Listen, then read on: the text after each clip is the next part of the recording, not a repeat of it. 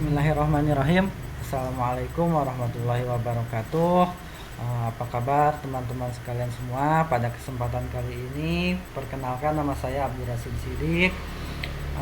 Saya akan membahas sebuah topik yang sering diabaikan namun sangat penting, khususnya bagi kita yang bergerak di bidang teknik elektro, yaitu pentingnya hukum bisnis dalam teknik elektro. Kenapa ini penting? Karena proyek teknik tidak hanya berbicara soal kabel, rangkaian, atau alat-alat elektronik lainnya. Ada aspek hukum yang harus dipahami agar proyek kita berjalan tidak berujung masalah atau sengketa bahkan kerugian. Melalui bisnis presentasi ini, kita akan membahas bagaimana hukum bisnis berperan penting dalam dunia teknik elektro, beserta studi kasus yang nyata agar lebih mudah dipahami. Mari kita mulai pembahasannya. Kenapa topik ini penting? Pertama, dalam dunia elektronika seringkali orang berpikir bahwa proyek hanya berfokus pada aspek teknik, misalnya desain, instalasi, atau operasional alat.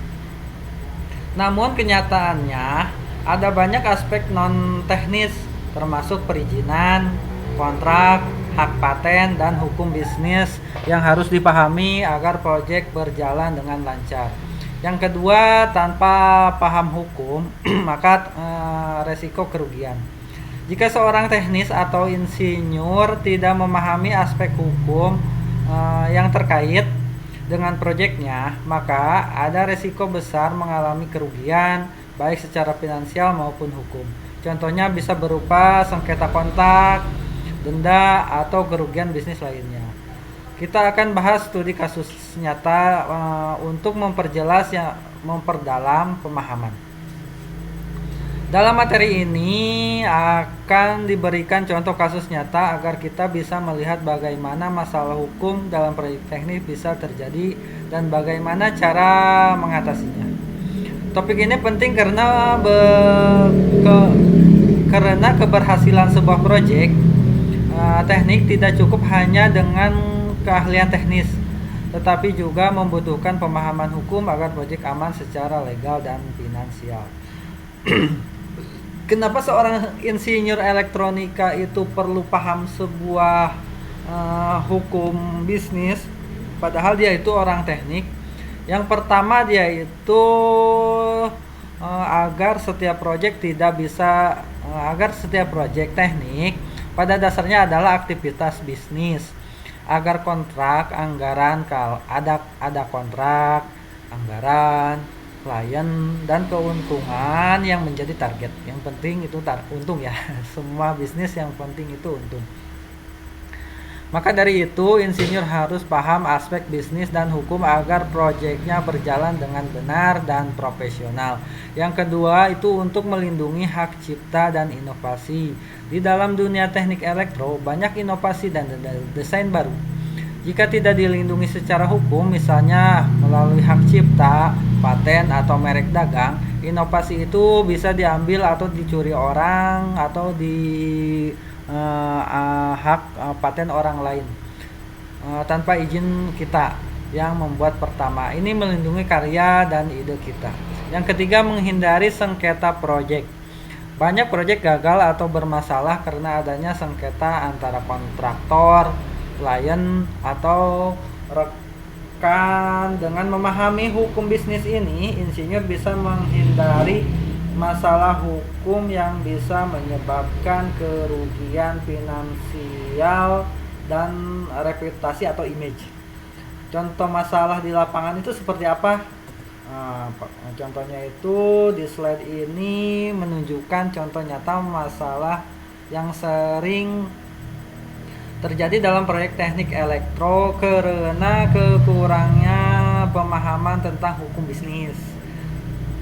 Yang pertama, proyek gagal karena salah kontrak. Itu apa sih penyebabnya? Banyak proyek teknik yang berhenti di tengah jalan atau gagal karena isi kontraknya tidak jelas. Terus salah membuat perjanjian, atau bahkan tidak ada kontrak tertulis, tidak ada hitam di atas putih. Yang kedua, produk dicuri atau merek dagang kita itu dicuri atau karena lupa paten, kita lupa mendaftarkan hak paten kita.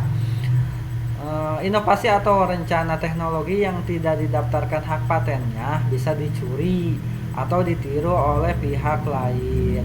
Ini menyebabkan kerugian besar bagi penciptanya. Kemudian yang ketiga, biaya tambahan karena pasal kontrak ambigu. Dalam kontrak proyek sering ada banyak pasal yang tidak jelas maknanya. Ini bisa dimanfaatkan oleh salah satu pihak untuk meminta biaya tambahan atau melakukan hal di luar kesepakatan awal. Jadi masalah seperti ini sebenarnya bisa dicegah jika insinyur paham hukum bisnis dan menerapkan prinsip-prinsip legalitas sejak awal proyek. Jadi sejak awal proyek itu kita harus membuat semua izin, legalitas dan sebagainya. Kemudian di contoh studi kasus nyatanya itu pada proyek PLTS itu gagal. Kenapa bisa gagal? Yang pertama, kontrak pemasangan PLTS tidak lengkap. Dalam proyek pemasangan PLTS, perjanjiannya itu harus lengkap. Isi perjanjiannya itu tidak mencantumkan detail tanggung jawab pihak terkait. Ini contoh kegagalannya. Kemudian tidak mengasih garansi dan standar kualitas pemasangan.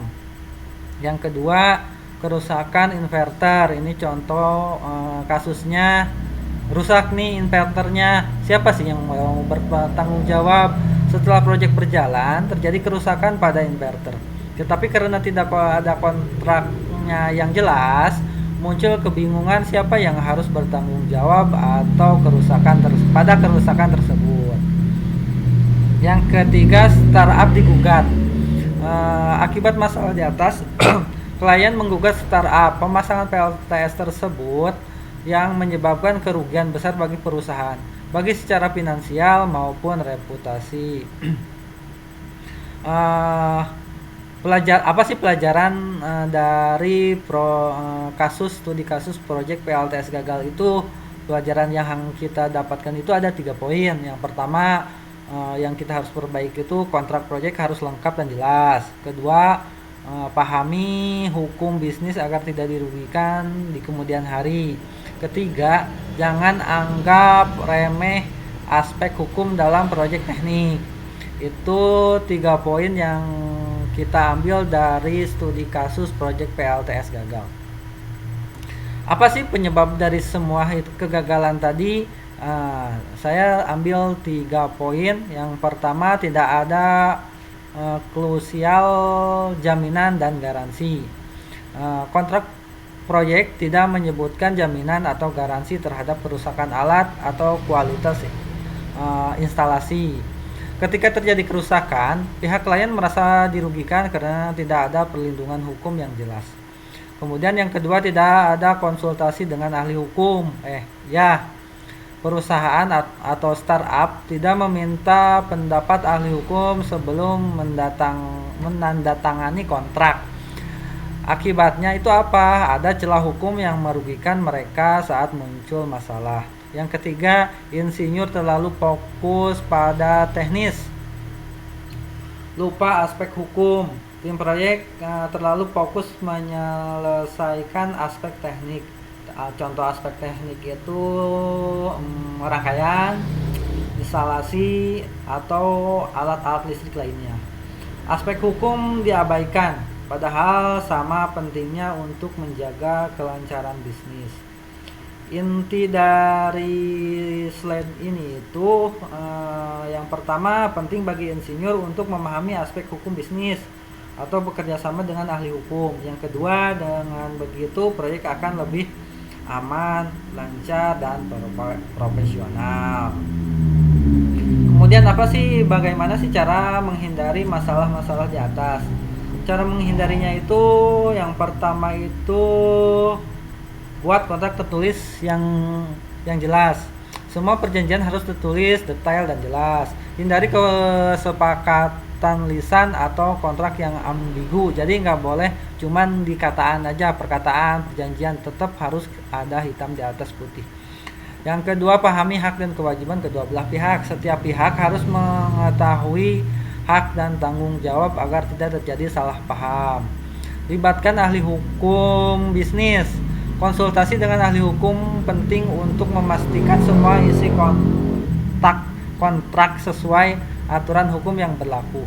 Kemudian yang keempat, lindungi inovasi atau daftarkan hak paten. Untuk produk hasil inovasi, daftarkan hak paten cipta atau paten agar tidak mudah dicuri atau ditiru oleh pihak lain. Aspek hukum tidak boleh diabaikan dalam proyek apapun, termasuk proyek bisnis teknik elektronika. Dengan mengikuti langkah-langkah ini, proyek akan lebih aman secara hukum dan profesional secara bisnis. Kemudian kesimpulan dari materi kali ini tuh, sebagai seorang insinyur, kita tentu sangat memahami penting aspek teknik dalam setiap proyek yang kita kerjakan. Namun realitanya keberhasilan sebuah proyek tidak hanya bergantung pada kecanggihan teknologi, tetapi juga pada pemahaman kita terhadap aspek hukum bisnis. Hukum bisnis berfungsi sebagai pelindung baik untuk diri kita sendiri, perusahaan, atau proyek yang sedang kita jalankan. Dengan memahami hukum bisnis, kita dapat menghindari resiko kerugian, sengketa, bahkan tuntutan hukum yang bisa mengancam keberhasilan proyek. Maka dari itu